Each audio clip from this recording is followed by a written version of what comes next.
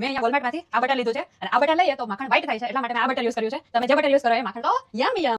તમે અહીંયા આ રીતે 2 સ્ટિક બટર લઈ લીધું છે અને આપણે બટરમાંથી માખણ બનાવવાના છીએ. તો આ રીતે આપણે 2 ચમચી દહીં નાખી અને આવી રીતે સ્પ્રેડ કરી દેવાનું અને આને ઓવરનાઇટ રહેવા દેવાનું અને ઢાંકી અને ગરમ જગ્યાએ મૂકી દેવાનું. એટલે થોડું બટર મેલ્ટ થઈ જાય પછી આપણે સવારે પાછું માખણ બનાવશું. બટર બહાર કાઢી લીધું છે અને તમે જો એટલે તમે સ્મેશ કરો તો આવું થઈ જવું જોઈએ.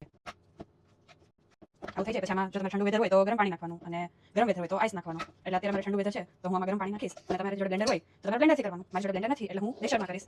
તો હું આમાં થોડું અડધું કરું છું કે મારી પાસે નાનું મિક્સર છે તો એટલું મેં આમાં લીધું અને હવે આમાં ગરમ પાણી નાખી દઉં. બહુ ગરમ પાણી પણ નહીં લેવાનું, વામ વોટર જેવું લેવાનું. એટલું ત્યારે લીધું છે આપણે પછી જરૂર પડે તો એડ કરીએ. ચલો આને તો 2 મિનિટ પછી મેં ખોલીને જોયું તો કંઈક આવું દેખાય છે. એની અંદર આપણે 2 ટુકડા આઈસના નાખી દઈશું અને ફરી આઈસ નાખ્યા પછી ડાયરેક્ટ એને બ્લેન્ડર ઓલું કરી આપણે એવી રીતે નોર્મલ નથી કરવાનું, જસ્ટ આવી રીતે કરવાનું. અને જોઈ શકો છો અંદર માખણ દેખાય, માખણ થઈ ગયું ઓલમોસ્ટ. તો આપણું માખણ રેડી છે. થઈ ગયું એકદમ મસ્ત. તો આપણામાંથી માખણ બહાર કાઢી લઈએ. નીચે મૂકી દે. દેશી સ્ટાઇલમાં બોલ બનાવતા ક્રમત કરવાની. જો મારી મમ્મી આ વિડીયો જોશે ને તેમ કહેશે 2 હાથે માખણ બનાવવાનું હોય, એક જ હાથે આમ કરવાનું હોય. પણ આપણી જનરેશનની છોકરીઓને એક હાથે ફાવે ના ફાવે એવું થાય એટલે આપણે 2 હાથે જ કરી નાખવાનું. એટલે મસ્ત જો આવો ગોળો થઈ જાય રેડી. અને આવી જાવ માખણ ખાવા તાજું તાજું અમેરિકામાં. માખણ બને અને આપણે કાંગડાનો બને એવું બને.